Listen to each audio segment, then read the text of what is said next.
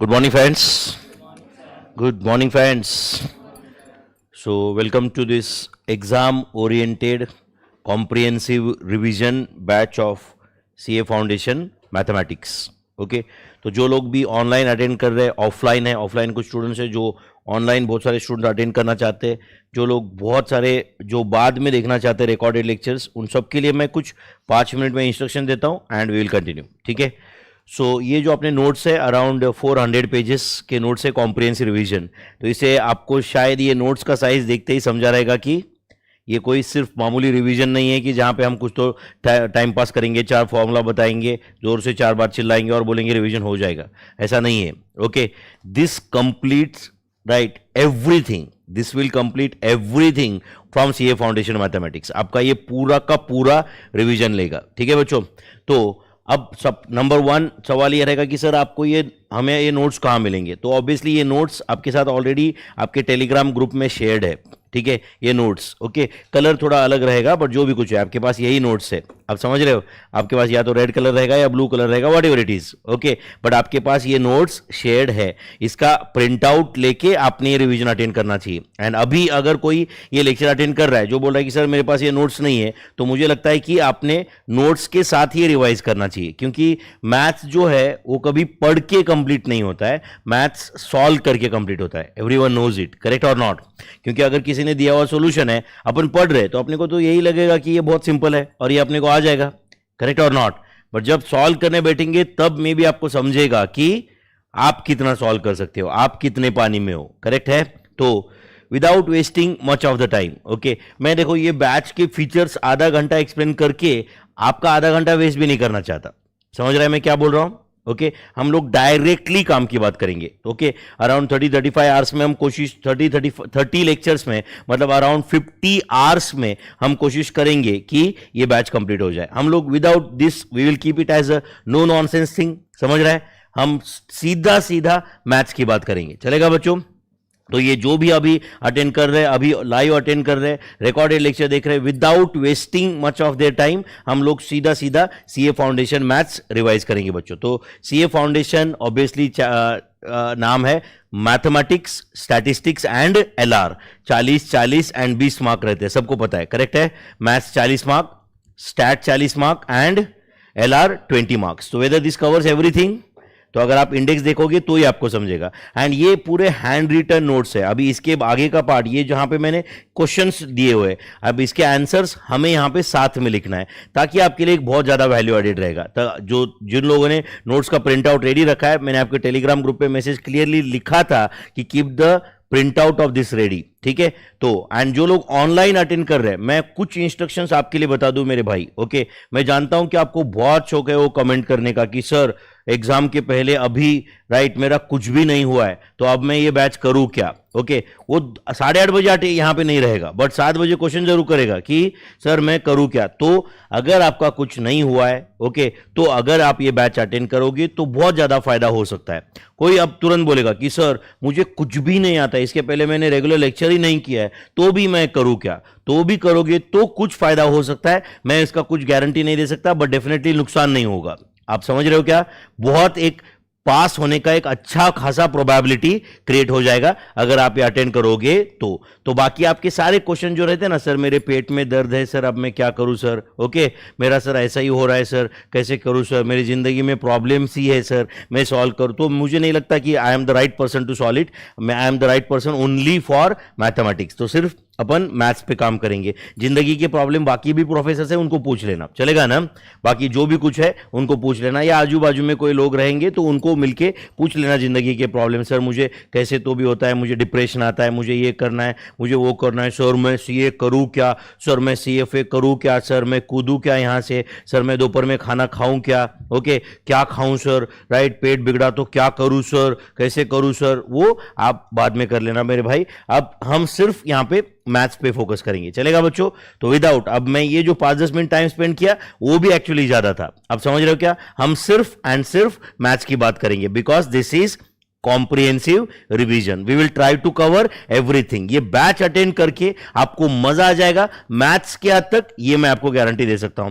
बाकी आपका दूसरा कोई आपको मजा चाहिए तो आप ये प्लीज अभी ये वीडियो बंद कर दो, खत्म कर दो कहानी। समझ रहा है कि बच्चों, अगर आप कुछ दूसरे एक्सपेक्टेशंस रखे ये बैच अटेंड कर रहे हो तो समझ रहा है। अगर सिर्फ आपको सिर्फ एंड सिर्फ पढ़ाई करना है तो कंटिन्यू करो, चलेगा बच्चों?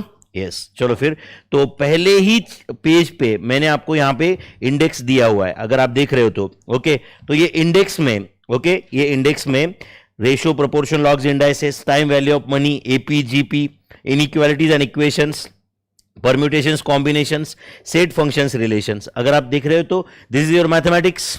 उसके बाद में स्टैटिस्टिक्स दिख रहा है कि आपको statistical description of data, measures of central tendency and dispersion, correlation and regression, probability, theoretical distribution, then derivatives is again from mathematics, then logical reasoning and index number from statistics. तो this covers everything. अब अभी आपको लगेगा कि sir यहाँ पे तो सिर्फ 14 नंबर्स ही है, हमारे वहां पास तो 18 चैप्टर्स है। तो आपको शायद समझा होगा नंबर क्यों नहीं मैच हो रहा है। क्यों नहीं मैच हो रहा है? क्योंकि मैंने डायरेक्ट LR ऐसे लिखा है यहाँ पे, लॉजिकल रीजनिंग। उसके अंदर 4 चैप्टर्स है ना, लेकिन करेक्ट और नॉट? तो वो 4 चैप्टर्स है, मतलब और 3 ऐड करो, यहाँ पे 1 नंबर आया तो 15, 16, 17 वो हो गया। यस और नो? उसके बाद में अगर आप यहां पे देखेंगे फोर्थ, तो क्या है वो? Inequalities and equations. तो इनइक्वालिटीज एंड इक्वेशंस ये 2 अलग चैप्टर्स है आईसीआई के एंगल से, ओके। तो वो 1 नंबर ऐड करो, तो ये 14 नंबर्स है यहां पे, एंड प्लस 4 आप कर दो तो 18 हो जाएगा ना। तो there are 18 chapters then, correct है। 8 चैप्टर मैथ्स के, 6 चैप्टर स्टैट के एंड 4 चैप्टर LR के। तो 8 + 6 + 4 right, total 18 is our syllabus. ठीक है बच्चों, तो ये 18 चैप्टर्स है। तो पहला चैप्टर है अपना ratio, proportion, logs and indices. तो चलो करें स्टार्ट फिर। ओके तो ये बैच का पैटर्न ये है कि ये जो मेरे पास नोट्स है इसी का सॉफ्ट कॉपी मैंने आपको टेलीग्राम ग्रुप पे प्रोवाइड किया है। ओके टेलीग्राम ग्रुप पे अगर आपको जाने की इच्छा नहीं है, कोई बोल रहा है कि नहीं सर मुझे वो पता ही नहीं है, तो इस वीडियो के डिस्क्रिप्शन में भी मैं ये नोट्स डाल देता हूं। हेमंत, ये वीडियो के डिस्क्रिप्शन में भी ये नोट्स डाल दो आप टेलीग्राम से लेके, ठीक है। तो ये वीडियो के डिस्क्रिप्शन से भी आप फाइल डाउनलोड कर लो, उसका प्रिंट आउट ले लो, बेटर रहेगा आपके लिए। आप समझ रहे हो बच्चों? आपको लगेगा नहीं सर उधर रेड कलर है, इधर ब्लू कलर है, तो मुझे नहीं लगता कलर से कोई फर्क पड़ने वाला है। ठीक है ना बच्चों? तो जो भी कुछ है वही इसी नोट्स का प्रिंट आउट आपको दिया होगा, थोड़ा लाइन वाइन इधर उधर रह सकता है। आप समझ रहे हो क्या? कंटेंट एग्जैक्टली यही है, चलेगा बच्चों? तो चलो, व्हाट इज रेशियो, पहला चैप्टर अपन स्टार्ट करेंगे आज। Ratio, proportion, logs and indices. जो लोगों के पास प्रिंट आउट है लगे तो आप ये पेज नंबर भी लिख देना। Ratio, proportion, logs, indices page number 2। Time value of money page number 31 पे है। AP and GP page number 55। जिनके पास नोटबुक है उनको कुछ लिखने की जरूरत नहीं है, फिर आप आज के दिन आप देख लो, बस आराम कर लो, ठीक है। बाकी जिनके पास है नोट्स ये आपको कंप्लीट करना है। एंड ये देखो बच्चों ये जो लेट्स से 400 पेजेस के नोट्स है, ये आपके पास अगर रेडी है एंड अगर आप ये कंप्लीट करते हो एग्जाम के पहले, ओके, मैं आपको लिख के दे सकता हूं कि तुम फेल हो ही नहीं सकते, तुम फेल हो ही नहीं सकते। अक्रॉस इंडिया लोग मैथ्स से डरते हैं, बट हम मैथ्स को सबसे बड़ा स्कोरिंग सब्जेक्ट बना सकते पढ़ के, नौटंकी करके नहीं। क्या करके? पढ़ के। एक्चुअल में पढ़ के अपन इसको इजी बना सकते। सर मैं इसको इजी कैसे बनाऊं, इसके बारे में रोज सोच के कुछ भी नहीं होता है, करेक्ट और नॉट? सर मैं इसको इजी कैसे बनाऊं, क्या करूं सर, कुछ तो ट्रिक बताओ सर, ट्रिक बताओ सर, बोल के नहीं रहा है। सर ये कर, कुछ करेगा कुछ भी नहीं, बट वो क्या करते बैठेगा, सर राइट बहुत ही कैसे तो भी हो रहा है, सर बहुत ही कुछ तो फीलिंग आ रहा है, सर कुछ तो वाइब्स आ रहे हैं, सर राइट इंडिया ऑस्ट्रेलिया में क्या होगा सर, है कि नहीं, सर वर्ल्ड कप देखा क्या सर। ये कैटेगरी एंड इन लोगों को सीए बनना है बाद में। तो तुम लोग भाई कमेंट करते बैठो और मैं एक बहुत क्लियर इंस्ट्रक्शन दे रहा हूं इसके बाद में। हो सकता है कि इसके बाद में मैं यूट्यूब पे कमेंट पे कम फोकस करूं एंड पढ़ाने पे ज्यादा फोकस करूं, क्योंकि मुझे भी आपके साथ साथ में ये सॉल्व करना है, समझ रहा है। मेरे पास कोई सोल्यूशन नहीं है, कुछ नहीं है, ओके। मैं भी आप पे डिपेंडेंट हूं कैलकुलेशन के लिए, तो आपको यहां पे पार्टिसिपेटिव रहना पड़ेगा। This covers everything. इसमें कैलकुलेटर ट्रिक्स है, इसमें मैथ्स का हर एक कंसेप्ट है जो आपके आईसीआई स्टडी मटेरियल में है, वो हर कंसेप्ट इनफैक्ट उससे ज्यादा है कुछ यहां पे। आप समझ रहे हो क्या? Everything is covered in this notes itself. Everything I am saying, everything is covered in this notes itself. तो चलो स्टार्ट करें बच्चों। यस स्टार्ट करें क्या बच्चों? यस हेमंत चलो फिर। व्हाट इज रेशियो, क्या है एक रेशियो बताओ। रेशियो मतलब क्या होता है? तो ratio is a fraction. And आपको पहले लेक्चर में ही समझ में आ जाएगा कि पहले एक दो लेक्चर में समझ में आ जाएगा कि हम इस बैच में एग्जैक्टली करने क्या वाले। तुम अगर मेरे साथ रहोगे तो आपका बहुत फायदा होगा। समझ रहा है क्या बच्चों? तो रेशो क्या होता है? रेशो बोलो। Ratio is a fraction. Ratio is a fraction used for what? बोलो कंपैरिजन। Comparison of what? बोलो टू और मोर क्वांटिटीज। अब कुछ लोगों को तुरंत यहां पे क्वेश्चन आएगा कि सर बट ये लिख के हमारा क्या फायदा होगा सर, हमारा जो एग्जाम है वो तो एमसीक्यू है। तो आपको नहीं लगता कि ये सेंटेंस में से कोई एक आधा वर्ड मिसिंग रहेगा, कुछ का समझ रहे हैं ना, कुछ पार्ट मिसिंग रहेगा, that can become a multiple choice question. तो ratio is a fraction used for comparison of two और मोर क्वांटिटीज। टू और मोर क्वांटिटीज, बट इसमें दो चीजें हैं। वो है पहला which are of same type. Which are of बोलो सेम टाइप या सेम काइंड। मतलब मेरा एज किसी का एज का कंपैरिजन होगा, मेरा इनकम किसी का इनकम का कंपैरिजन होगा। बट बताओ मेरा इनकम एंड किसी के एज का रेशियो होता है क्या? एक का वेट एंड दूसरे का हाइट, करेक्ट, का इसका रेशियो होता है क्या? 70 किलोग्राम्स इज टू 85 इंचेस। ऐसा कुछ देखा है क्या आपने कभी? नहीं। 70 इज टू 85 बोला तो 70 का जो यूनिट ऑफ मेजरमेंट है वही 85 का भी चाहिए। समझ में आ रहा है क्या आपको? ये भले ही जो भी यूनिट ऑफ मेजरमेंट है बट दोनों का सेम चाहिए, करेक्ट और नॉट? तो ratio is a fraction used for comparison of two और more quantities which are of same type. And सामने मैं लिख रहा हूं दूसरा point, expressed in the same unit of measurement. Expressed in the बोलो बच्चों same unit of measurement. Expressed in बोलो same unit of measurement. Express in same unit of measurement. Ratio is a fraction used for comparison of two or more quantities which are of same type expressed in the same unit of measurement. Next, find the simplest form of 3.50 is to 8.75. Okay, तो generally ratio जो होता है वो simplest form express किया जाता है। For example अगर एक रेशियो है a is to b, क्या है? A is to B, which is equal to 1.50 is to 2.50. तो इंस्टेड ऑफ 1.50 is to 2.50 कोई स्टूडेंट बोलेगा कि नहीं सर एक काम करो, इसको 3 is to 5 बोलो। इसको क्या बोलो? दोनों को 2 से मल्टीप्लाई किया, 1.50 को 2 से मल्टीप्लाई किया, क्या आया? 3। 2.50 को 2 से मल्टीप्लाई किया, क्या आया? 5। तो this can be 3 is to 5। But जब मैं 1.50 is to 2.50 बोला था वो क्या गलत था क्या? वो भी उसका ही फॉर्म है, but generally ratio is written in the simplest form. तो find the simplest form of 3.50 is to 8.75। तो 2 मिनट के लिए मान लो कि ये 3.50 डिवाइडेड बाय 8.75 ऐसे लिखा मैंने। अच्छा, मैं रेशियो को दोनों टर्म को अगर मैं 100 से मल्टीप्लाई किया तो can I write it as 350 divided by 875? Can I write it as 350 divided by 875? And एक काम, अभी ये उसका सिंपलेस्ट फॉर्म है क्या? फिर नहीं। तो आपको दिख रहा है कि दोनों को 5 से या 25 से डिवाइड हो सकता है। Written in its simplest form. Generally ratio is written in its, बोलो मेरे भाई, सिंपलेस्ट फॉर्म। रेशियो उसके सिंपलेस्ट फॉर्म में लिखा जाता है। समझ रहा है क्या? यस और नो? अच्छा बताओ, यहां पे मैं और एक लिख रहा हूं, simplest form of 10 is to 45 is क्या रहेगा? तुम्हें बताओ। 2 is to 9। Do you agree? 2 is to 9 कैसे?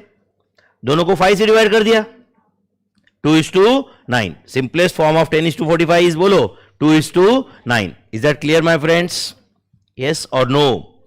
कोई भी रेशियो बताया गया तो उसका simplest form you can express और not. Next, 5 to 7 can also be written as. अब सुनो ध्यान से, सब लोग अच्छे से ध्यान दो, मुझे बताओ 5 to 7 को can I write it as 5 divide by 7? Yes और no? Can I write it as let us say 50 is to 70? आप एग्री करते हो क्या? बताओ। Can I write it as 50 is to 70? Can I write it as 10 is to 14? क्या मैंने दोनों को 2 से मल्टीप्लाई किया? Can I write it as 15 is to 21? 5 is to 7 दोनों को 3 से मल्टीप्लाई किया, यस और no? Can I write it as 25:35? 5:7 दोनों को किससे मल्टीप्लाई किया? 5 से. Can I write it as 5² 7²? नहीं. 5² 7² मतलब क्या हुआ? 5 को 5 से ही मल्टीप्लाई हुआ एंड 7 को 7 से मल्टीप्लाई हुआ. मतलब न्यूमरेटर डिनोमिनेटर को दो अलग अलग टर्म से मल्टीप्लाई हुआ. वो अलग रेशियो है जिसको हम डुप्लीकेट रेशियो बोलते हैं. समझा या नहीं? दोनों का स्क्वायर कर दिया ये तो फिर रेशियो तो चेंज हो जाएगा ना मेरे भाई, वो अलग रेशियो बन जाएगा. तो इसका मतलब हुआ मैंने रेशियो के सारे टर्म्स को मैंने एक ही नंबर से मल्टीप्लाई किया, तो रेशियो का मीनिंग चेंज नहीं होता है, सिर्फ उसका फॉर्म चेंज होता है. सिर्फ उसका फॉर्म चेंज होता है. But generally ratio is written in the simplest form. अच्छा, can I write it as 5m:7m? लिख सकता हूं क्या मैं यहां पे? 5m:7m. बट प्रोवाइडेड बोलो where m is not 0. m क्या नहीं होना चाहिए? बोलो 0. इसका मतलब हुआ, can I say my friends, all the terms of the ratio can be multiplied और divided by same non zero number. By same बोलो non zero number. Can this also be written as 5/8:7/8? ऐसे लिख सकता हूं क्या मैं? 5:7 को मैं 5/8:7/8 ऐसे लिख सकता हूं क्या मैं? दोनों को किससे मल्टीप्लाई डिवाइड किया? बोलो 8 से. मतलब दोनों टर्म्स को 1/8 से मल्टीप्लाई किया, ऐसे बोल सकते हो आप. Yes or no? Can 5:7 be also written as 0.50:0.70? Yes, दोनों को 10 से डिवाइड किया, 5 को भी एंड 7 को भी 10 से डिवाइड किया. समझा क्या? तो ये पॉइंट मैंने क्यों लिया है? समझा क्या? इससे आपको क्या पॉइंट समझ रहा है? All the terms of the ratio can be multiplied or divided by same non-zero number. All the terms of the ratio can be multiplied or divided by same non-zero number. Okay, चलो बच्चों, अब मैंने यहां पे question दिया हुआ है जिससे आपको बहुत कंसेप्ट क्लियर होगा. आपका 5:7 एक रेशियो दिया है, समझ रहा है आपको ये, और आपको पूछा है कि इसका डुप्लीकेट रेशियो क्या है. तो डुप्लीकेट रेशियो क्या होता है बताओ? डुप्लीकेट रेशियो मतलब दोनों टर्म के स्क्वायर. तो आप बताइए इसका डुप्लीकेट रेशियो आएगा 25:, but please understand 5:7 is not equal to 25:49. समझ रहा है ना? ये दोनों क्या इक्वल टू है क्या? नहीं, ये उसका डुप्लीकेट रेशियो है जो 5:7 से अलग है. तो 5:7 का डुप्लीकेट रेशियो क्या है? बोलो 25:49. समझता है क्या मतलब? 5 को 5 से मल्टीप्लाई हुआ एंड 7 को 7 से मल्टीप्लाई हुआ, मतलब एंटीसीडेंट एंड कॉन्सिक्वेंट को अलग अलग नंबर से मल्टीप्लाई हुआ है ना. तो it's not a same ratio, it's a duplicate ratio. तो what is the duplicate ratio 5:7? बोलो 25:49. What is the triplicate ratio of 8:3? Triplicate मतलब क्या होता है? दोनों का क्यूब. तो 8 का क्यूब क्या आता है बच्चों? 512. एंड 3 का क्यूब क्या आता है? 27. Very good. तो रेशियो ऑफ क्यूब्स मतलब triplicate ratio. Inverse ratio of 11:19 क्या आंसर है? 19:11. Very good. सब डुप्लीकेट रेशियो इसका, हाँ बोलो क्या आता है? 8:25. सब डुप्लीकेट मतलब क्या होता है? Ratio of square roots. Ratio of square root. And sub triplicate ratio, हाँ बोलो क्या आएगा? 5:3. 5:3. सब ट्रिप्लीकेट मतलब क्या? Ratio of cube roots. Ratio of cube roots. I hope you are understanding this. तो डुप्लीकेट मतलब क्या? स्क्वायर्स. ट्रिप्लीकेट मतलब क्या? क्यूब्स. इनवर्स मतलब क्या? Position of antecedent consequent interchange हो जाएगा. सब डुप्लीकेट मतलब स्क्वायर रूट, सब ट्रिप्लीकेट मतलब क्यूब रूट. समझ रहे हैं ना बच्चों? आपको अभी ये इसमें ये एक्सपेक्टेड नहीं है ना कि मैं 1 घंटा 2 घंटे सिखाऊं. आपको शायद पता रहेगा कि मैंने रेगुलर बैच में मैं लेक्चर नंबर 1 में यहां तक भी आया नहीं रहेगा. रेगुलर बैच में व्हाट इज रेशियो मैंने 1 घंटा बताया रहेगा, है या नहीं? डुप्लीकेट रेशियो को तक पहुंचते पहुंचते तो पहला लेक्चर के एंड में आए रहेंगे हम लोग, है या नहीं? तो बट मैं यहां पे सारे के सारे पॉइंट्स कवर करूंगा, पूरा का पूरा आपको सिलेबस कवर करूंगा. एंड वो भी सिर्फ ओवरव्यू नहीं, समझ रहा है क्या? मैं आपको ऊपर ऊपर से देख के नहीं, सारे टाइप के क्वेश्चंस लूंगा. मैं बोल रहा हूं सारे टाइप के क्वेश्चंस लूंगा. आपको एक चैप्टर के अंदर ही समझ में आ जाएगा कि भाई तुमने रेगुलर बैच में ऐसा कुछ भी नहीं सीखा कि जो इसमें नहीं है. ओनली थिंग इज दैट वो बहुत ज्यादा डिटेल में सीखा है, राइट और नॉट? बट जो भी सीखा है सारे के सारे पॉइंट्स में मैं कवर यहां पे करूंगा. समझ में आ रहा है क्या? रेगुलर बैच अपनी जगह पे है, इसका एडवांटेज अपनी जगह पे. समझ रहा है क्या? चलो 5:7 can also be written as, यहां पे वापस लिखा है उन्होंने 5:7 can also be written as. Tell me, can I say it is 5m:7m where, हाँ बोलो, m is not 0. Can I say this is 5k:7k where, हाँ बोलो, k is not 0. तो इससे मैं एक ऐसा टर्म लिख सकता हूं क्या, बताओ जो मैं लिख रहा हूं वो सही है क्या? All the terms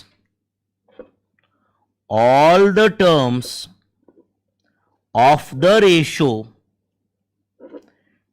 can be multiplied, all the terms of the ratio can be multiplied or divided, can be multiplied or divided by same, बोलो आगे, non-zero number. All the terms of the ratio can be multiplied or divided by same non-zero number. and ऐसा करने से वो ratio को कोई change नहीं होगा, वो सिर्फ रेशियो का फॉर्म चेंज होगा. क्या चेंज होगा? रेशियो का फॉर्म. करेक्ट और not? All the terms of the ratio can be multiplied और divided by same non zero number.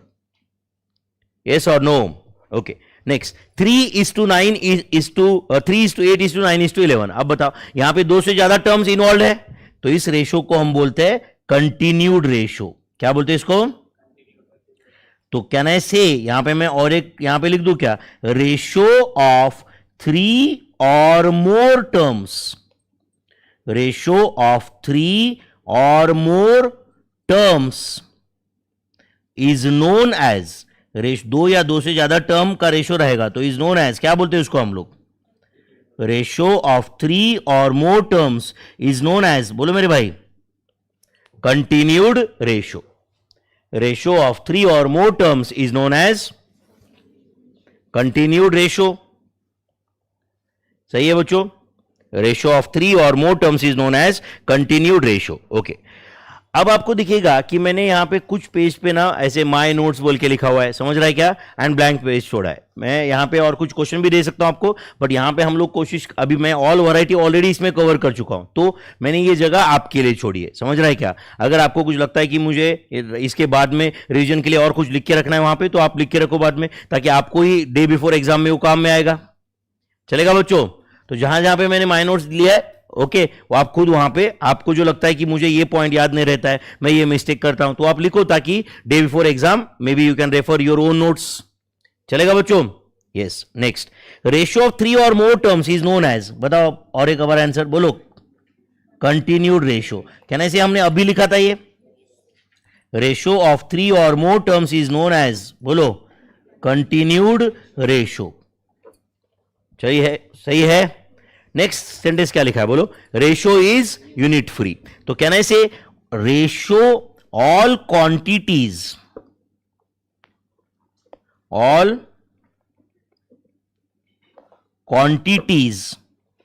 Of a ratio can have unit of measurement. All the quantities of a ratio can have unit of measurement, but ratio is unit free. आपको समझा क्या इसका meaning? समझो, मैंने मेरा बोल दिया, मेरा एज 40 ईयर्स है, ये लड़की का एज 15 ईयर्स है, तो हम दोनों का एज का रेशियो 40:15 है. आप 40 ईयर्स इज टू 15 ईयर्स ऐसा बोलना जरूरी है क्या? नहीं. क्या है रेशियो? बोलो, 40:15, which can also be written as, हाँ बोलो, 8:3, which can also be written as. But जब मैं बोल रहा हूं 8:3, इसके अंदर यूनिट ऑफ मेजरमेंट है क्या? नहीं. बट मैं जब रेशियो बता रहा हूं तो रेशियो को यूनिट ऑफ मेजरमेंट की जरूरत नहीं है. तो ratio can be express without unit of measurement. But उसमें से एक क्वांटिटी जो है, समझो ये लड़की पूछ रही है, सर आपका एज क्या है, आपका इनकम क्या है? ओके, मैं बोल रहा हूं बेटा मेरा इनकम है 6. ओके, वो बोलेगी क्या 6 लाख, 6 करोड़, 6 मिलियंस, क्या 6 है? पूछेगी कि नहीं? बट समझो मैं बोल दिया कि मेरा इनकम इस टू ये लड़की का इनकम का रेशियो 2:9 है, तो आपको यूनिट ऑफ मेजरमेंट की जरूरत नहीं है. 2:9 है मतलब मेरा 2 लाख है तो उसका 9 लाख है, मेरा 2 करोड़ है तो उसका 9 करोड़ है. समझा क्या आपको? ये यूनिट ऑफ मेजरमेंट की जरूरत नहीं है. समझा क्या? तो ratio can be express without unit of measurement. Ratio can be express without unit of measurement. But quantity जो रहते हैं रेशियो के अंदर, जो क्वांटिटीज रहते हैं, वो क्वांटिटी को यूनिट ऑफ मेजरमेंट होता है. तो ratio can be express without unit of measurement. तो all the ratios are unit free. All the ratios are, बोलो, unit free. Okay, first term of the ratio को क्या बोला जाता है? एंटीसीडेंट. लिखो, first term of the ratio is known as antecedent. Second term of the ratio is known as consequent. First term of the ratio is known as antecedent. Second term of the ratio is known as consequent. समझा क्या बच्चों? Next, अब देखो बच्चों, ये भी MCQ है ना? नहीं है या नहीं है? First term of the ratio is antecedent, second term is consequent. Find the ratio of 3 kilograms is to 35,000 grams. अब बताओ, इसमें पहला क्वांटिटी और दूसरा क्वांटिटी को यूनिट ऑफ मेजरमेंट लिखा है, ओके, बट हम उसको सिंपलेस्ट फॉर्म में लाएंगे. अभी ध्यान दे रहे हो क्या? अब बताओ, 3 किलोग्राम एंड 35,000 ग्राम को मैं 3:35,000 ऐसे लिख सकता हूं क्या डायरेक्टली? नहीं, क्योंकि इसका यूनिट ऑफ मेजरमेंट अलग है. तो अब बता, पहला क्वांटिटी 3 किलोग्राम, मतलब can I say it is 3,000 grams, and दूसरा क्या है बोलो? 35,000 ग्राम्स. तो अब बताओ, इन दोनों का ratio, can I write the ratio as 3:35? Can I write as 3:35 is the ratio? Yes और नो? पहले तो मैंने यूनिट ऑफ मेजरमेंट सेम कर दिया दोनों का, एंड फिर सिंपलेस्ट फॉर्म लाया. 3:35 is the ratio. I hope you are getting my friends. 3:35 is the simplest form of the ratio. अब बताओ, A is to B can also be written as AK is to BK. Do you agree on this? कुछ थोड़ा बात कर सकते हो आप बच्चों? Can it be written as AK is to BK? Can it be written as A by K is to B by K? Provided K is not 0. Order of the terms in a ratio is important. मतलब obviously समझो एक ratio P is to Q है, कोई बोला कि नहीं sir इसको Q is to P लिख दो, तो ऐसा चल सकता है क्या? नहीं. ऐसे ही तुम्हारा मूड आया इसलिए ऑर्डर चेंज नहीं हो सकता. Order is important. Order is important. Okay, next, find the simplest form of 2/3 and 3/2. अच्छा बताओ, 2/3 is 2. हाँ बोलो क्या है? 3/2. Do you agree my friends? अच्छा, ये जो लिखा है वही सिंपलेस्ट फॉर्म है या सिंप्लीफाई करना पड़ेगा? करना पड़ेगा. तो अब बताओ, 2/3 मतलब क्या होता है? 3 2 6 प्लस 1 कितना? 7. तो इज इट 7/3 इज 2? हाँ बोलो, 11/3. अच्छा, ये उसका सिंपलेस्ट फॉर्म है क्या फिर? नहीं. एक काम करेंगे, दोनों टर्म्स को 3 से मल्टीप्लाई करेंगे. तो 3 से मल्टीप्लाई किया तो क्या आएगा बोलो? 7:11. अच्छा, ये उसका सिंपलेस्ट फॉर्म है क्या? ऑब्वियसली है, इसको और सिंप्लीफाई नहीं हो सकता. तो 7:11 इज द सिंपलेस्ट फॉर्म. समझा क्या आपको ये? Next, in the ratio A is to B. In the ratio क्या बोलो? A is to B. If A is equal to B. In the ratio A is to B. क्या बोल रहा है? If A is greater than B. पहला क्या है? A is, then A is to B is called as, क्या बोलते हैं इसको बोलो? Ratio of greater inequality. इसको क्या बोला जाता है? Ratio of greater inequality. Next, if A is less than B, उसको क्या बोला जाता है? Ratio of lesser inequality. उसको क्या बोला जाता है? Ratio of lesser inequality. And if A is equal to B, उसको बोला जाता है रेशियो ऑफ इक्वालिटी. उसको क्या बोला जाता है? Ratio of equality. If A is equal to B, इसका मतलब हुआ if antecedent is greater than consequent, it is a ratio of greater inequality. If antecedent is less than consequent, it is a ratio of lesser inequality. If antecedent is equal to consequent, it's a ratio of equality. It is a ratio of equality. I hope you are understanding my friends. Yes or no? Okay. Ratio exists only when two or more quantities of बोलो same kind. Same kind मतलब same type. मतलब there cannot be a ratio of age and height. There cannot be a ratio of income and weight. Correct है? जो भी है, right? एक का weight दूसरे का weight. एक का ये income दूसरे का income. एक का height दूसरे का भी height. एक का weight दूसरे का भी weight. एक सिटी का temperature दूसरे सिटी का temperature. But दोनों again सेल्सियस में explain किया गया है. समझ रहा है या नहीं? Something like that. Are you getting? Ratio should be of बोलो two or more quantities of same type. And बाद में दूसरा कंडीशन क्या है? Express in the same unit of measurement. मतलब उसके जो क्वांटिटीज है उसको यूनिट ऑफ मेजरमेंट होता है, बट रेशियो को यूनिट ऑफ मेजरमेंट नहीं होता है. Ratio is unit free. Ratio is unit free. Next, find the simplest form of, क्या है बोलो ये? 1/3 is to 1/8 is to 1/10. इसका सिंपलेस्ट फॉर्म. ओके, अब बताओ, ये जो दिया हुआ है ये तो फ्रैक्शन है ना बच्चों? यस और नो? अगर इंटीजर्स आएंगे तो थोड़ा बेटर समझेगा ना अपने को रेशो। तो आप मुझे बताओ 3, 8 एंड 10 तीनों का मल्टीपल के लिस्ट में, तीनों का एलसीएम, एक काम करते, ध्यान दे रहे हो क्या आप? 10, 8 एंड 3 तीनों का प्रोडक्ट किया तो 240 आएगा। एक काम करो, तीनों टर्म को 240 से मल्टीप्लाई करो, तीनों को 240 से मल्टीप्लाई करो, तो 240 इंटू 1/3 क्या आएगा? 80। 240 इंटू 1/8 क्या आएगा? 30। 240 इंटू 1/10 क्या आएगा? 24 है या नहीं बच्चों? तो टेल मी, इज इट 80:30:24? समझा क्या मेरे भाई? तो चेंज नहीं होगा ना? तो बोलो 15 इंटू 3/5 कितना आता है? 9। 15 इंटू 2/3 10। 15 इंटू 8/5 24। तो 9:10:24 is the simplest form of this ratio. 9:10:24 is the simplest form. समझ रहा है क्या बच्चों? Yes or no? Next, ratios are unit free. Do you agree on this sentence?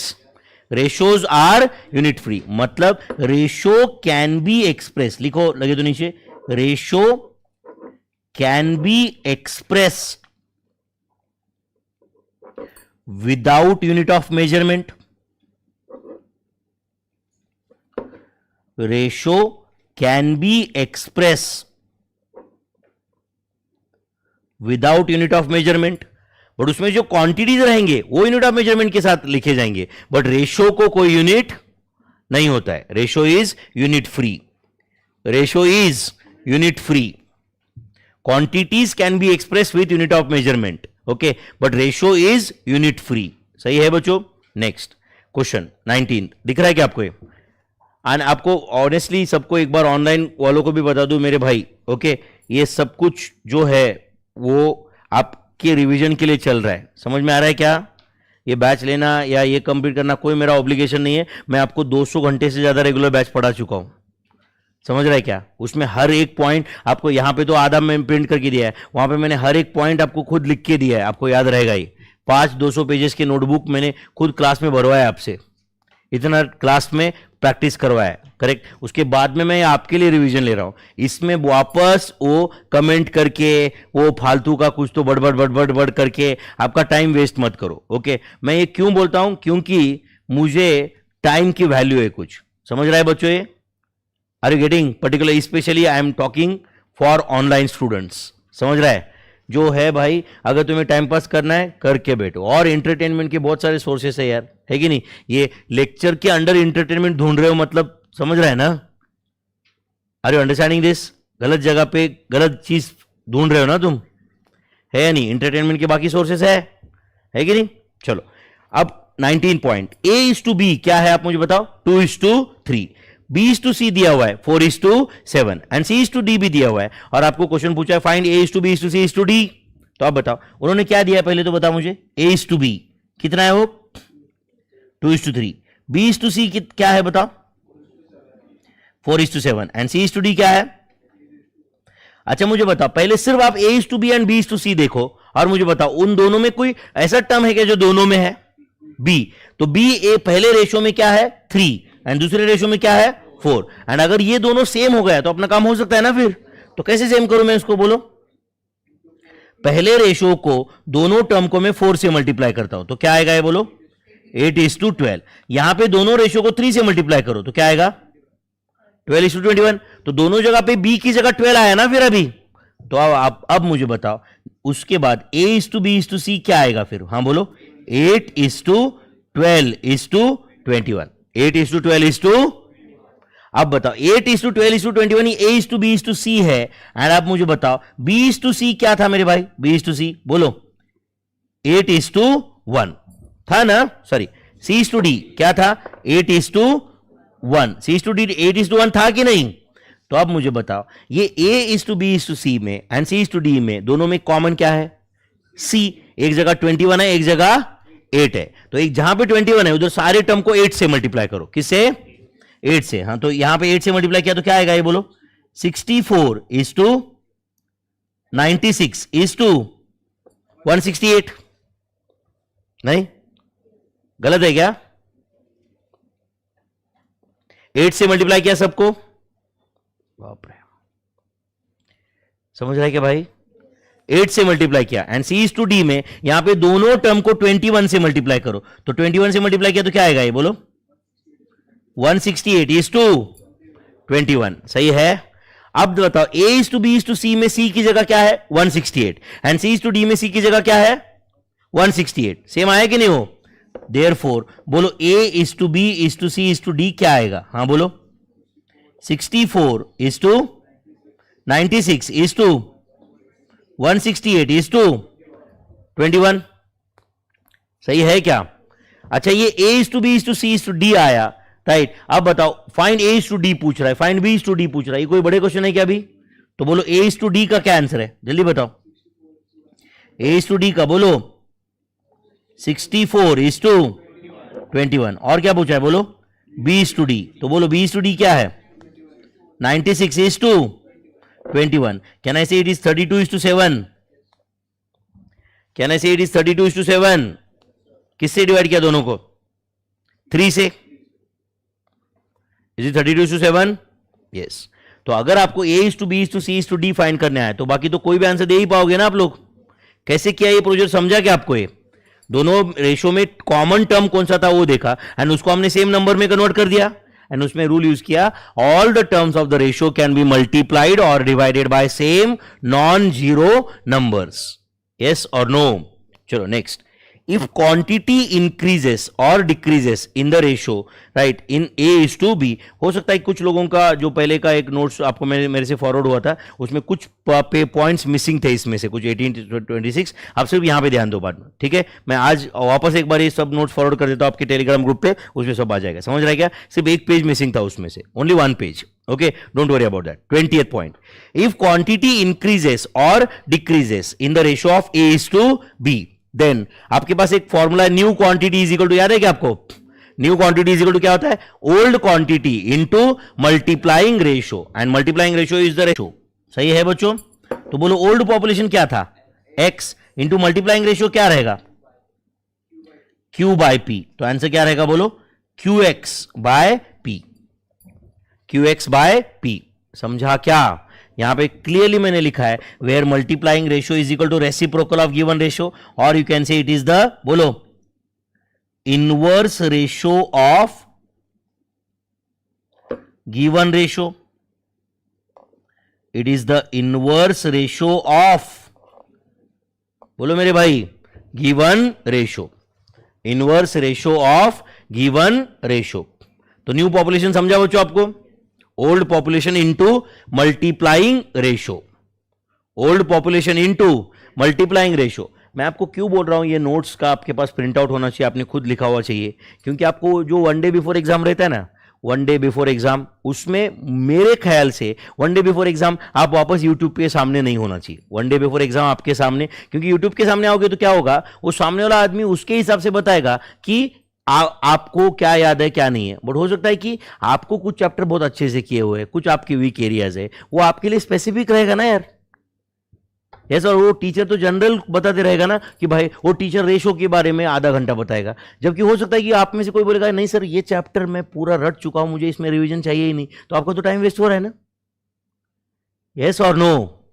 कोई बोलेगा नहीं सर मुझे लेट्स से एक particular chapter sets functions and relation बहुत अच्छे से किया है सर मैंने, या हो सकता है कोई बोलेगा कि सर मुझे परम्यूटेशंस एंड कॉम्बिनेशन अच्छे से नहीं समझा था, तो वो टीचर तो परम्यूटेशन कॉम्बिनेशन को उतना ही टाइम देगा जो उसके दिमाग में है ना, तुम्हारा वो वीक एरिया है वो उसको थोड़ी पता है, यस और नो।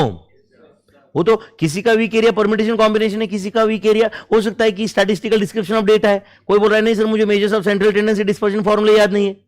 इसलिए आपके पास ये नोट्स होना चाहिए, आप अपने अपने जो भी कुछ चैप्टर है उस पर फोकस कर सकते हो ना फिर बाद में, एंड आपके पास ये कंप्लीट, एंड आपको लगेगा सर इतने 400 पेजेस 350 पेजेस के ऊपर हम लोग 1 डे बिफोर एग्जाम पढ़ सकते हैं क्या, तो आंसर इज यस पढ़ सकते हैं, ठीक है। आपको एक पेपर और दूसरे पेपर के बीच में एक दिन रहता है, अगर वो एक दिन का पढ़ाई उसके आगे पीछे का पढ़ाई काउंट करोगे तो आप आराम से 18 से 20 घंटा पढ़ सकते हो एक दो पेपर के बीच में, समझ में आ रहा है क्या आप। एंड 18 से 20 घंटे में क्यों नहीं होता है मेरे भाई, ये है या नहीं है, दो पे आपको यहां ये सब देखने के लिए सच्ची में कुछ इतना टाइम लगता है क्या यार, है या नहीं। चलो next, inverse ratio of A is to B, तो अब बताओ ए इज टू बी का इनवर्स क्या है B is to A, and उसका इनवर्स क्या है ए इज टू बी, तो इनवर्स ऑफ इनवर्स मतलब एज गुड एज कुछ चेंज ही नहीं हो रहा है, तो क्या आंसर है बोलो A is to B. अब अगला क्वेश्चन, डुप्लीकेट रेशो ऑफ सब duplicate ratio of P is to Q. अब बताओ P is to Q का सब डुप्लीकेट क्या आएगा? Square root of P is to square root of Q. And उसका डुप्लीकेट क्या आएगा? P is to Q. मतलब स्क्वायर रूट करके स्क्वायर हुआ, वापस उधर ही पहुंचाना, फिर मतलब ये P is to Q. अब मेरे ख्याल से अगले क्वेश्चन का आंसर आप तुरंत दोगे मुझे. ट्रिप्लीकेट रेशो ऑफ सब triplicate ratio of M is to M is M is to N. सब triplicate ratio of triplicate ratio of X is to Y is X is to Y. सब duplicate ratio of duplicate ratio of U is to V is, मतलब square करके square root हुआ ना बाद में, तो answer तो U is to V ही रहेगा. यस और no. Next, find duplicate ratio of inverse ratio of 5:7. ये क्वेश्चन है, मतलब क्या बोल रहा है? Find duplicate ratio of inverse ratio of 5:7. तो आप बताओ, can I say question is duplicate ratio of, हाँ बोलो, 7:5. नहीं समझा आपको? क्वेश्चन क्या था? Duplicate ratio of inverse ratio of 5:7. तो इनवर्स रेशो ऑफ 5:7 लिख दिया ना मैंने, 7:5. बट 7:5 फाइनल आंसर है क्या? नहीं. डुप्लीकेट रेशो ऑफ 7:5 का आंसर क्या है बोलो? 49:25. यस और no? Can I say answer is 7 का स्क्वायर is to 5 का स्क्वायर? डुप्लीकेट मतलब स्क्वायर होगा ना बच्चों? यस और नो? तो 7:5 एंड 49:25 ये दो अलग रेशियोज है बच्चों. आप ये मत समझो कि सिर्फ उसका फॉर्म चेंज किया है. ये डुप्लीकेट रेशो ही अलग रहता है. समझता है क्या? Next, find triplicate ratio of सब डुप्लीकेट रेशो ऑफ 25:49. आप दे सकते हो आंसर? चलो बोलो फिर क्या है? ट्रिप्लीकेट रेशो ऑफ सब डुप्लीकेट ऑफ दिस क्या होता है बोलो? 5:7. तो बोलो 5:7 का ट्रिप्लीकेट क्या होता है फिर बताओ? 5 का क्यूब is to 7 का क्यूब. तो tell me, is it 125 is to 343 is the answer? 125 is to 343 is the answer. Tough था बच्चों ये. तो आपको डुप्लीकेट ट्रिप्लीकेट ये सब समझा क्या? यस और no? Next, find compounded ratio of. Find compounded. अच्छा, आपको कंपाउंडेड रेशो क्या होता है याद है क्या? क्या होता है compounded ratio? Product of antecedents is to product of all consequents is the compounded ratio. Product of all antecedents is to product of all consequents. चलो प्लीज यहां पे ध्यान दो, बाद में लिखो. Okay, find compounded ratio of. Okay, आगे क्या बोल रहा है? Duplicate ratio of 2:3. तो चलो एक काम करो, 2:3 का डुप्लीकेट रेशो बताओ मुझे. 4:9, कॉमा ट्रिप्लीकेट रेशो ऑफ 9:4. तो 9:4 का ट्रिप्लीकेट बताओ. 729:64. सब डुप्लीकेट रेशो ऑफ 81:64. हाँ बोलो. 9:8. एंड सब डुप्लीकेट रेशो ऑफ 512:27. हाँ बोलो क्या है? सब डुप्लीकेट है बच्चों, उसका क्यूब रूट मत करो. 512 तो क्या होगा ये बोलो? √512 is to √27. Do you agree? Do you agree? Yes और नो? अच्छा, अब ये जो रेशो आए बच्चों, कितने रेशो आपके सामने? 4 रेशो है ना. इन सबका क्या पूछा है उन्होंने? Compounded ratio. क्या पूछा है? तो बोलो कंपाउंडेड रेशो होता क्या है? आप बताओ मुझे. Product of all antecedents. हाँ करो, एंटीसीडेंट्स मल्टीप्लाई करो. 4 इंटू 729 इंटू 9 इंटू √512. सही है क्या? एंड प्रोडक्ट ऑफ कॉन्सिक्वेंस क्या है आप ही बताओ, बोलो जल्दी. 9 इंटू 64 इंटू 8 इंटू √27. अब जितना सिंप्लीफाई हो सकता है उतना करो, बचा हुआ लिख दो. समझा कि मैं क्या बोल रहा हूं? बोलो क्या कैंसिल हो सकता है बताओ. ये 4 कट करके इसको 2 कर दो नीचे, चलता है क्या? 729 डिवाइड बाय 9 का कैंसर आता है, 81 आता है क्या? आता है कि नहीं? यस और नो? चलो करो, न्यूमरेटर में क्या आ रहा है बोलो. 81 इंटू 9 बराबर है ना? कितना आता है? 729 इंटू √512 डिवाइडेड बाय, बोलो इज इट 128 इंटू √27. सही है बच्चों? टफ था क्या ये? You can write this answer. या तो आपको लगता है नहीं सर स्क्वायर रूट के अंदर ही आंसर लिखो, तो आप एक ऐसा कर सकते हो 729 का स्क्वायर करो, 729 का स्क्वायर करो। किए क्या आप लोग? जो भी आया उसको 512 से मल्टीप्लाई करो, तो इज इट अंडर रूट, हाँ बोलो क्या आ रहे हो, 2720 97792 97792, ऐसे कुछ आया क्या? ऐसे कुछ आया क्या? क्या है एक बार बताओ मुझे वापस। 2720 97792 डिवाइडेड बाय, हाँ वो एक काम करो 128 का स्क्वायर करो, 128 का स्क्वायर किए क्या आप लोग? उसको 27 से मल्टीप्लाई करो, क्या आता है बोलो? 442 this can be the simplest form. नहीं समझा आपको? स्क्वायर रूट के अंदर वापस 2 से डिवाइड करके वगैरह फॉर्म ला सकते हो आप, बट आपको समझा क्या, तरीका समझा क्या बताओ? वो तो अब ऑप्शन में क्या दिया है उस पर डिपेंड करता है कहां तक लाए हो। समझा आपको? ये कंपाउंडेड रेशियो क्या होता है फिर बोलो? What is compounded ratio? Product of antecedents is to product of consequents is the compounded ratio. चलो आया देखो एक क्वेश्चन, सर ये बैच कब तक चलेगी? चालू तो होने दो पहले। है कि नहीं? मैं बोला था ना कि अपने यहां पे नालायकों की कमी नहीं है कुछ। इनका नाम होता है कैपिटल एंड बोल्ड सी।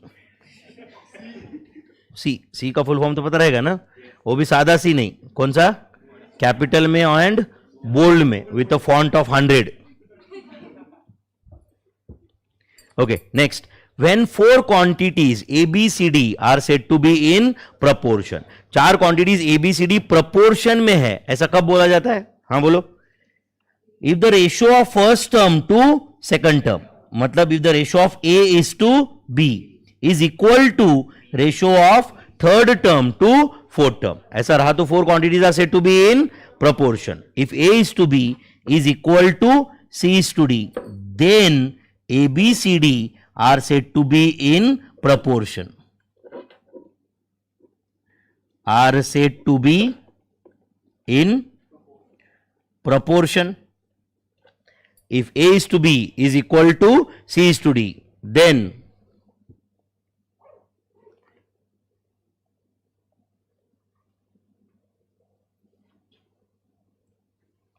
सही है बच्चों?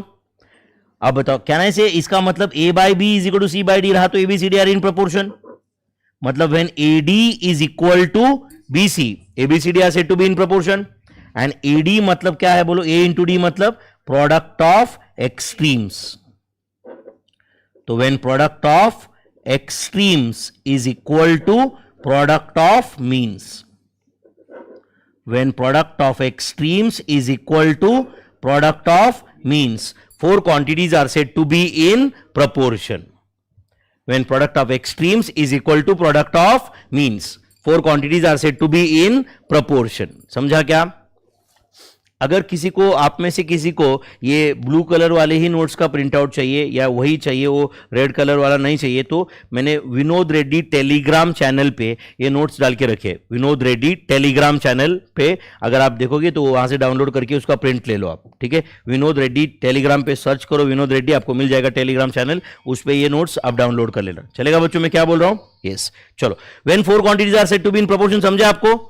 When product of extremes is equal to product of means, quantities are said to be in proportion. Next, when 4 quantities A, B, C, D are said to be in, bolo, continued proportion. When 4 quantities A, B, C, D are said to be in continued proportion. So, if A is to B is equal to B is to C is equal to, then A, B, C, D are said to be in continued proportion.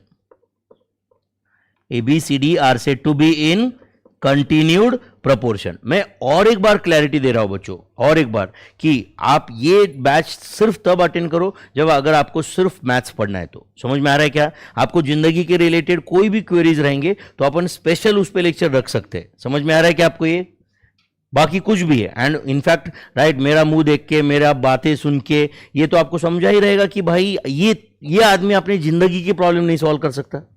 अगर solve कर सकता है तो 2-4 maths के question solve करेगा, बराबर है कि नहीं? आपको मेरी बातें सुन के कभी लगा क्या कि ये अपने को जिंदगी में सपोर्ट कर सकता है, मॉरल सपोर्ट देगा, इमोशनल सपोर्ट देगा? ऐसे लगा क्या कभी मेरे को देख के? अगर आपने 200 घंटे मेरा रेगुलर बैच किया है तो कभी लगा क्या आपको यही लगा रहेगा कि नहीं, अगर अपन प्रॉब्लम में है तो उल्टा अपने को ये डिप्रेस करेगा, बराबर है कि नहीं? है कि नहीं? मैं सिर्फ क्या कर सकता हूं? मैथ्स, समझ रहा है? मुझे 2 ही चीजें आती है, मैथ्स, कॉस्टिंग, बस खत्म। तीसरा चीज जो मुझे आता है वो आपके किसी काम का नहीं है। समझ में आ रहा है आपको? ये वो आपके किसी काम का नहीं है। आपके काम की 2 ही चीजें, कौन सी? Maths, costing, that's it. समझ में आ रहा है क्या? बाकी किसी काम का नहीं है। फिर आप समझ रहे बच्चों? ये जो भी कुछ है आपके जिंदगी की प्रॉब्लम सॉल्व करने के की मेरी लायकी नहीं है। समझ रहे कि नहीं? ओके, चलो करें कंटिन्यू बच्चों।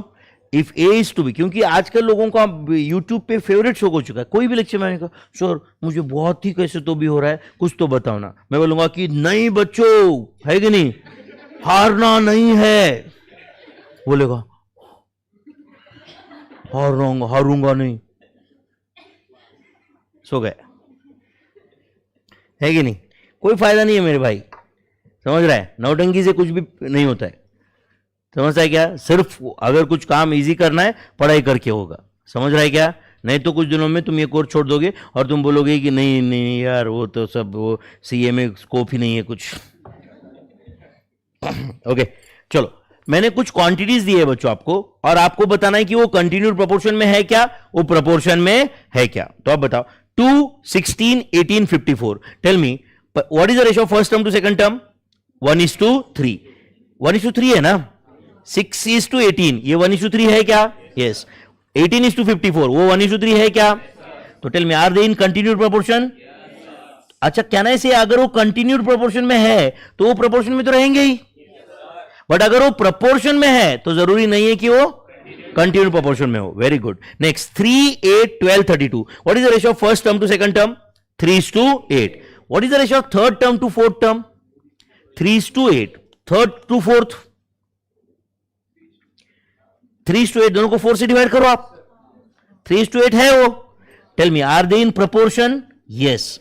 Are they in continued proportion? Answer is no, क्योंकि सेकंड एंड थर्ड टर्म का रेशियो तो अलग है कंप्लीटली। 8:12 या 2:3 है वो तो।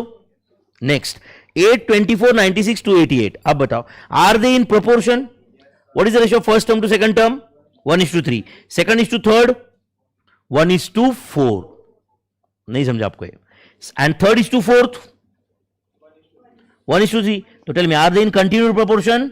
No. Are they in proportion? Yes. आप दोनों जगह यस बोल रहे थे, गड़बड़ हो रही थी, समझा ना? 24:96, वो तो 1:4 है ना बच्चों, है या नहीं? कुछ जा रहा है कि दिमाग में बेटा? नेक्स्ट 8, 5, 80, 45। अब बताओ प्रोडक्ट ऑफ एक्सट्रीम्स कर लो। 8 इंटू 45 करो आप, 8 इंटू 45 एंड 5 इंटू 80, दोनों का आंसर सेम आ रहा है क्या? 8 इंटू 45 कितना है बताओ मुझे? 360। एंड 5 इंटू 80 कितना है?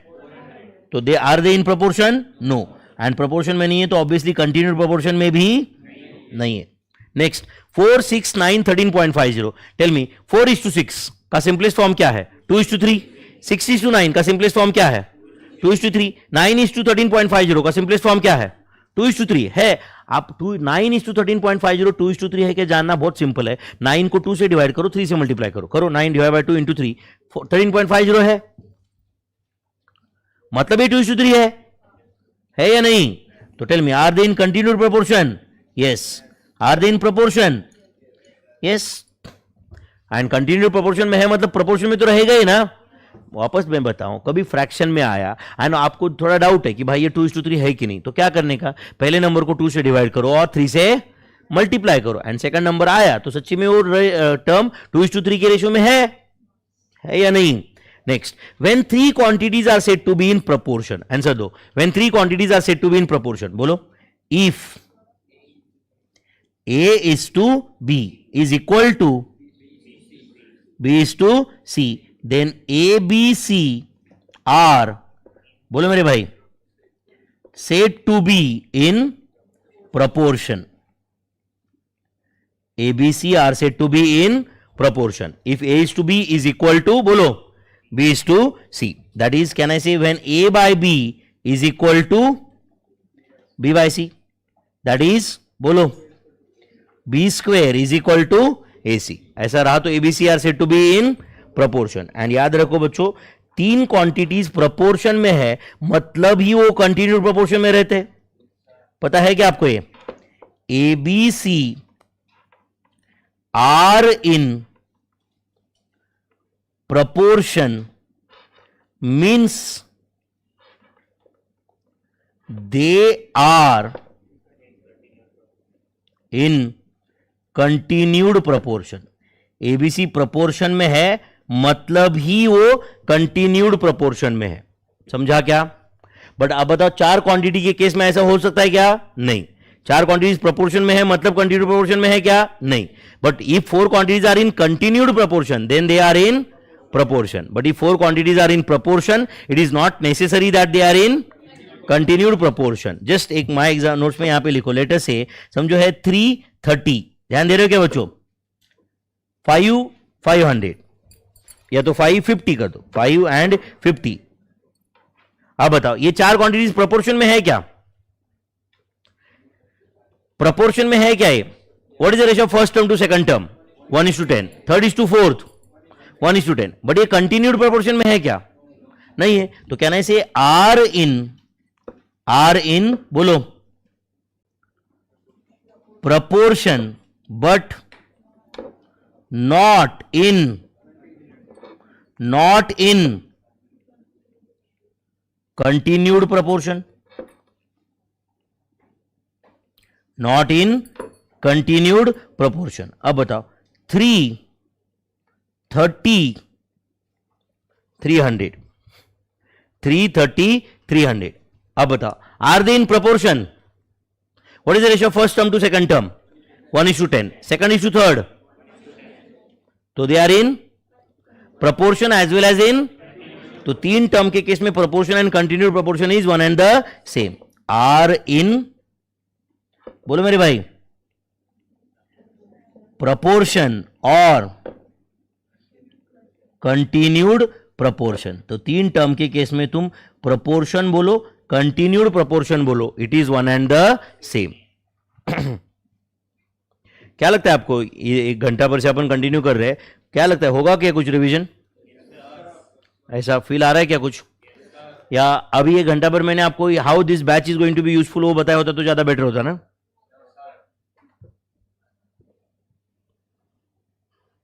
है कि नहीं? How this batch is going to be useful for all of you. आप सबकी मैं जिंदगी चेंज कर दूंगा, ये बैच चेंज कर देंगे, सब कुछ वो घंटा पर बताएंगे. वो बेटर रहता है क्या? Okay. If A B C D are in proportion, if A B C D are in proportion, A B C D proportion में है, मतलब A by B is equal to C by D. Correct है? उस तो ये है कुछ properties of proportion. Then as per invertendo can I say B by A must be equal to, हाँ बोलो, डी बाई सी. बट याद रखो ए बाई बी एंड ये जो आया बी बाई ए, ये सेम नहीं रहेगा, but B by A will be equal to, बोलो, डी बाई सी. मतलब it is not equal to A by B. Are you understanding this?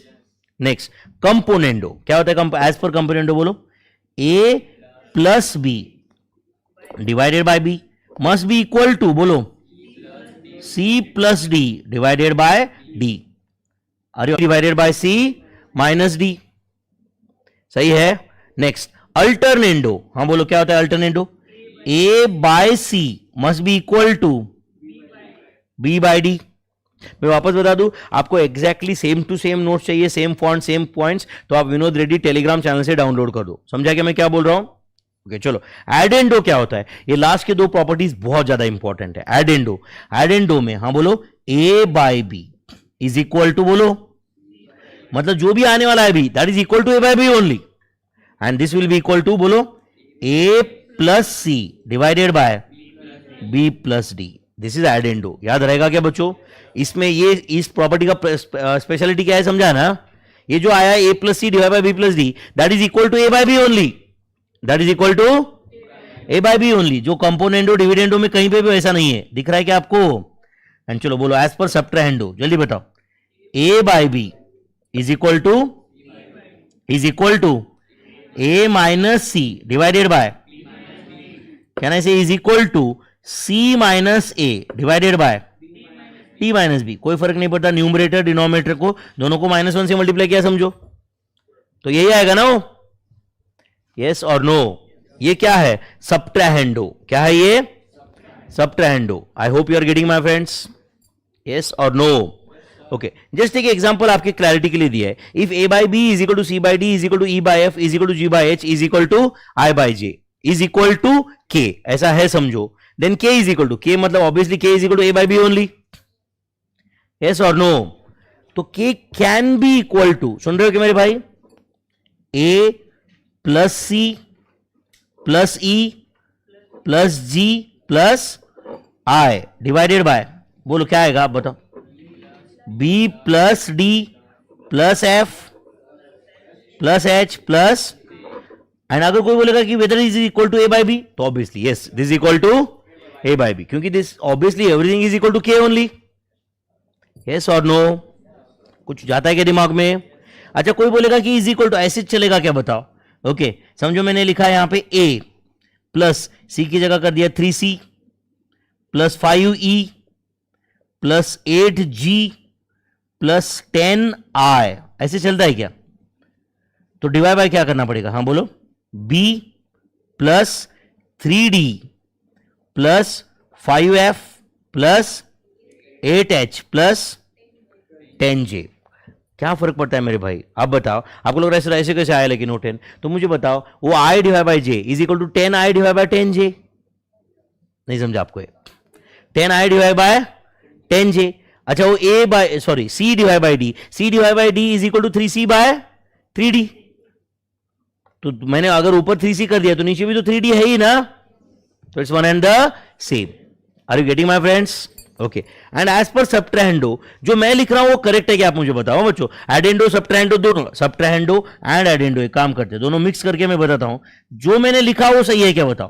के इज इक्वल टू, ध्यान दे रहे बच्चों, 5a plus 10b minus 8e minus 16g minus 25i divided by, हाँ बताओ divide by क्या रहेगा? बोलो, 5b plus 10d minus 8f minus 16h minus 25j, and obviously this is equal to a by b only, this is equal to c by d only, obviously this is equal to k। समझ रहा है क्या आपको ये? तो एडेंडो सबट्राहेंडो आपको eight a time use करते आना चाहिए बच्चों। समझ रहा है मैं क्या बोल रहा हूं? यस और नो? नेक्स्ट पॉइंट नंबर 32, ध्यान है सबका? इधर ध्यान है? क्या बोल रहा है? If a by 3 is equal to b by 4 is equal to c by 7 then find the value of. Okay, अब ये एडेंडो सबट्राहेंडो यूज करके भी सॉल्व कर सकते हैं, बट मैं आपको डायरेक्टली शॉर्टकट से बताओ अभी ये। तो आप बताओ a by 3 is equal to, क्या दिया है उन्होंने जल्दी बताओ? b by 4 is equal to, and 2 minute के लिए मान लो कि इज इक्वल टू k है, चलता है क्या ऐसे? तो बोलो a इज इक्वल टू क्या रहेगा जल्दी बताओ? a इज इक्वल टू क्या रहेगा? 3k। b is equal to क्या रहेगा?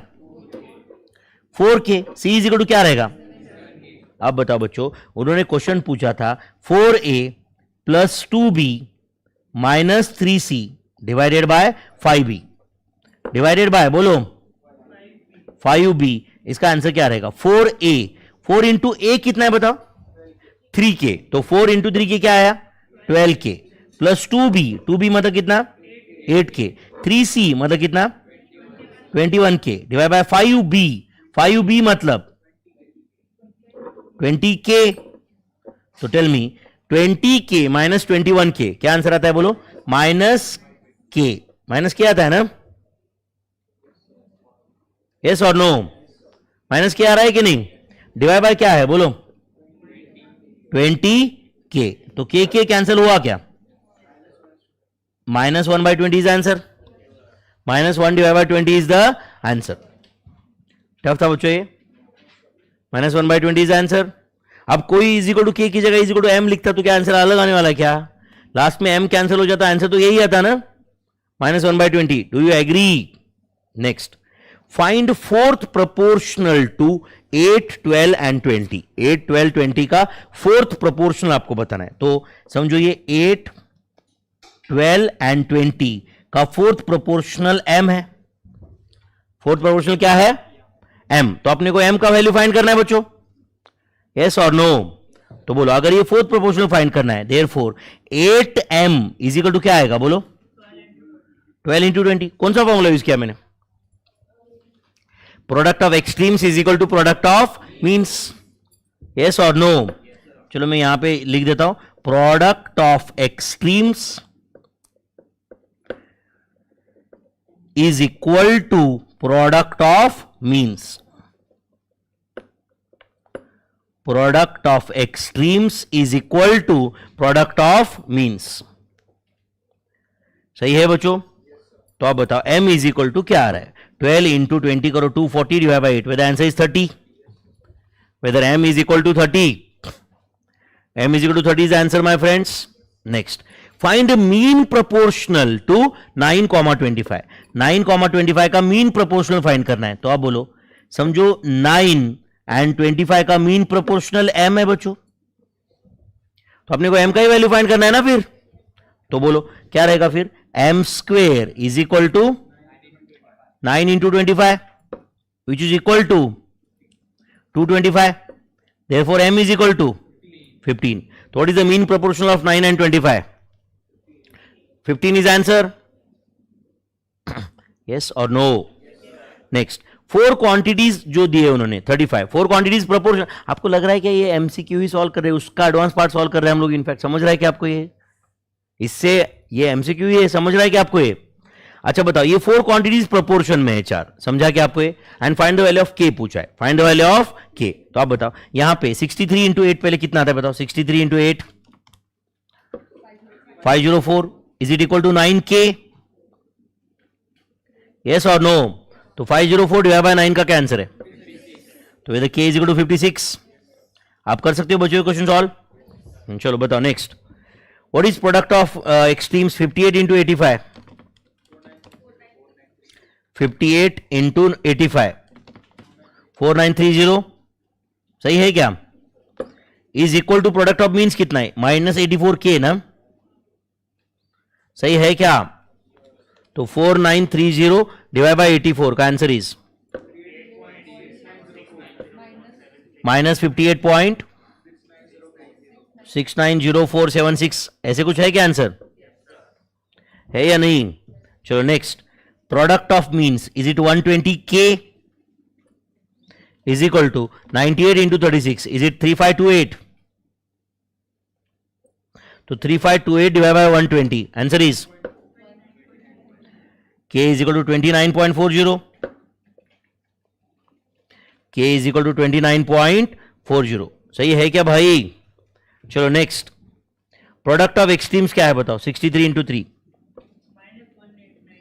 -189k is equal to 86 into 25 2150.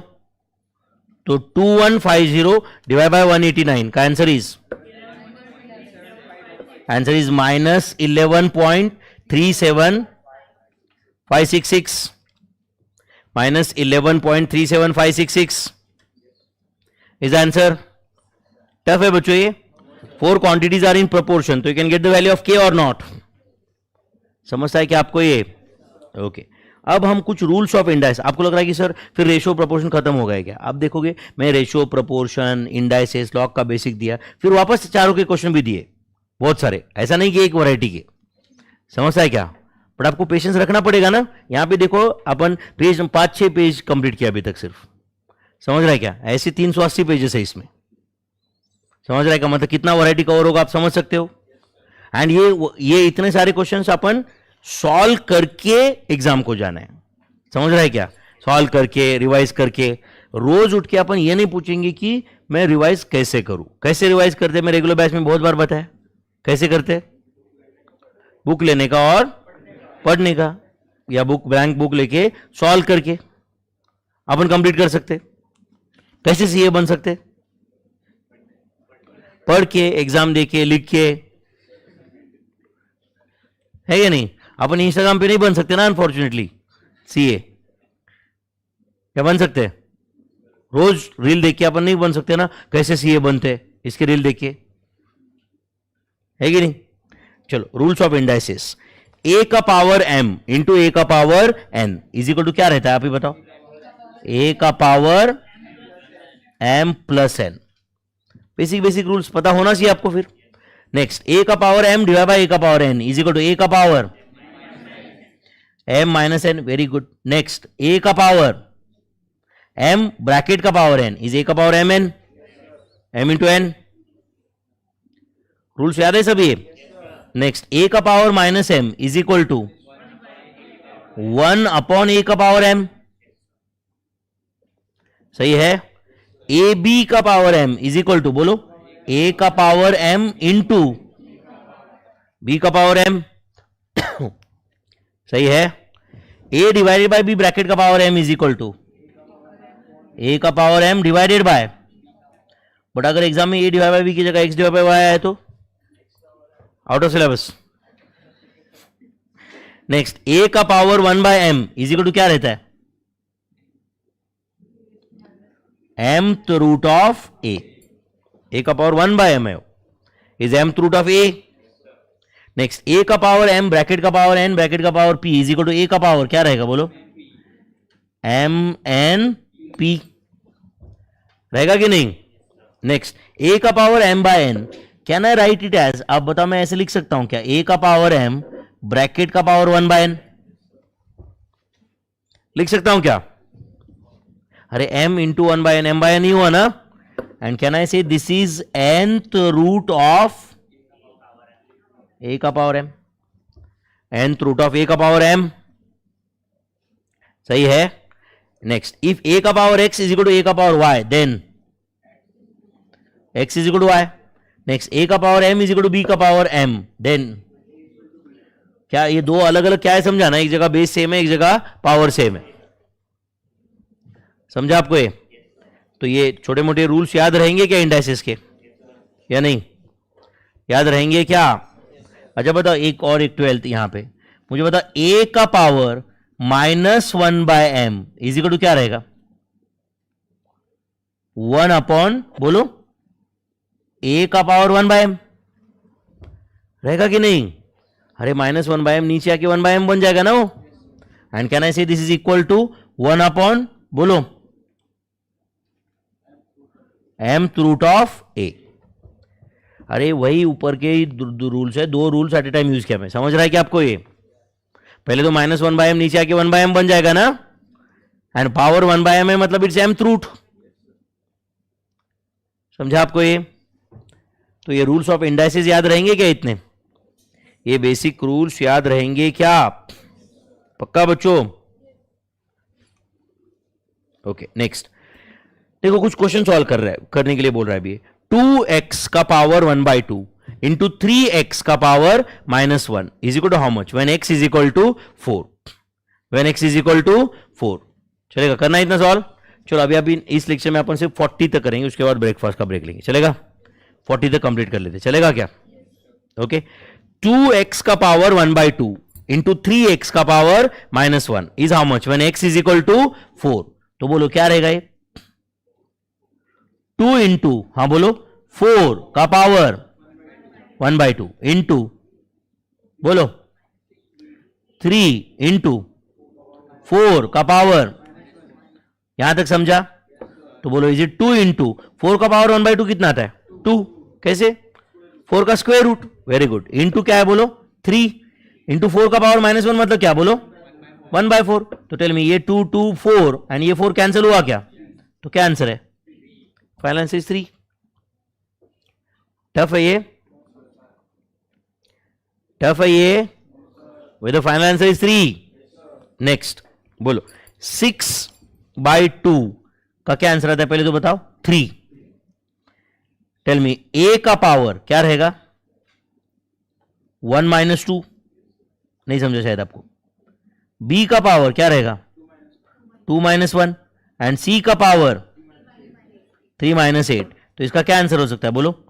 3a का पावर -1 इंटू बी का पावर 1 इंटू सी का पावर, इसको मैं ऐसे लिख सकता हूं कि आप ही बताओ मुझे, 3b divided by a into C का पावर 5, ऐसे लिख सकता हूं क्या, बताओ आप? या अगर ऑप्शन में 3 इंटू ए का पावर -1 इंटू बी का पावर 1 इंटू सी का पावर -5 रहा तो भी चल सकता है। यस और no? Next, 64 into cube root of 128 divided by fifth root of 512। सब लोग प्लीज अच्छे से ध्यान दो बच्चों, बस 2 क्वेश्चन अपने को सॉल्व करना है, उसके बाद ब्रेक लेंगे अपन, चलेगा? एंड ऐसे अपन छोटे छोटे लेक्चर्स ही 1.5 आवर्स के रेंज के लेक्चर्स लेंगे अपन, और ऐसे एक अराउंड 30 लेक्चर्स के आसपास मुझे लगता है कि we should be in a position to complete this book, चलेगा बच्चों? बट अब तुम्हारे पास सबसे बड़ी रिस्पॉन्सिबिलिटी है कि ये सारे लेक्चर्स अटेंड करे, है या नहीं? ये सारे लेक्चर्स अटेंड करे, ये रिस्पॉन्सिबिलिटी है, ना कि सर मैं ये लेक्चर करूंगा तो होगा क्या, बराबर है कि नहीं? ये सबसे आपका टिपिकल फेवरेट क्वेश्चन है कि नहीं? सर ये लेक्चर होगा, करूंगा तो होगा क्या? होगा, करना पड़ेगा। अब कुछ क्वेश्चन ही नहीं बचा, है कि नहीं? नेक्स्ट, 64 मतलब 2 का पावर 6 है क्या बच्चों? अच्छा, 128 2 का पावर 7 है क्या? एंड उसका क्यूब रूट मतलब 1/3, नहीं समझा शायद आपको, यस और नो? उसके बाद 512 जो है, इज इट 2 का पावर 9? 512 मतलब क्या होता है? 2 का पावर 9, ध्यान है क्या सबका? एंड इसका पावर क्या रहेगा फिर बोलो? 1/5। तो अब बताओ वेदर फाइनली इट इज 2 का पावर 6 इंटू 2 का पावर बोलो 7/3 इंटू 2 का पावर 9/5। तो finally can it be written as 2 का पावर, हां बोलो क्या रहेगा? 6 प्लस 7/3 माइनस 9/5, यस और नो? आप बताओ, इसको फर्दर सिंप्लीफाई कर सकते हो क्या आप? तो टेल मी, इज इट 2 का पावर, एक काम करता हूं, इधर डिनोमिनेटर 15 ले लेता हूं, चलेगा क्या? चलेगा क्या? तो बोलो न्यूमरेटर क्या रहेगा, बोलो जल्दी? 90 प्लस 35 माइनस 27। ये करने आता है क्या आपको? ये करो, 90 प्लस 35 माइनस 27 कितना आता है? 98। तो way the final answer of this question is, बोलो क्या रहेगा फाइनल आंसर? फाइनल आंसर क्या रहेगा इस क्वेश्चन का, बोलो? 2 का पावर 98/15। Do you agree? 2 का पावर 98/15 आंसर है क्या? अच्छा, ये डिवाइड बाय 15 कैसे लिया समझा क्या भाई? 2 का पावर 98/15 आंसर है, समझ रहा है क्या? और can I say answer of this question is 15th root of 2 का पावर 98, 15th रूट ऑफ 2 का power 98 can be the answer, सही है? यस और नो? नेक्स्ट, क्या क्वेश्चन है बोलो? 4x का पावर -1 डिवाइड बाय x का पावर -1/3 करना है क्या सवाल? ये करना है क्या? बोलो क्या रहेगा ये? 4 एज इट इज क्या रहेगा फिर बोलो? x का पावर -1 प्लस 1/3, प्लस कैसे हुआ 1/3?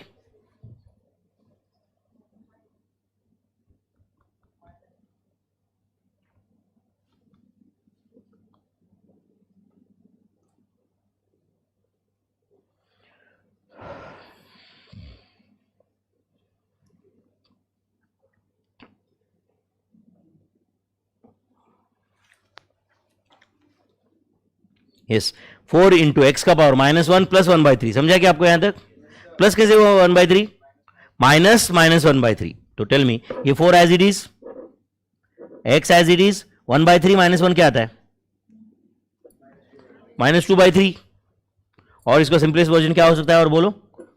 4 डिवाइडेड बाय एक्स का पावर 2/3। और इसको मैं ऐसे लिख सकता हूं क्या? 4 divided by cube root of x square. Option में ऐसे रहा तो भी चलेगा ना? 4 divide by cube root of x square. यहां तक समझे क्या बच्चों? टफ था क्या ये? तो ये पॉइंट नंबर 40 तक डन। तो अब इस लेक्चर के लिए रुक जाए हम यहाँ पे। तो जो लोग ऑनलाइन अटेंड कर रहे हैं 15-20 मिनट्स के बाद ब्रेकफास्ट करके ज्वाइन कर लो मेरे भाई, ठीक है, नेक्स्ट लेक्चर के लिए। ये स्ट्रीम बंद हो जाएगा अभी एंड नेक्स्ट लेक्चर के लिए ज्वाइन हो जाओ आप। चलो, see you in 20 minutes my friends, thank you.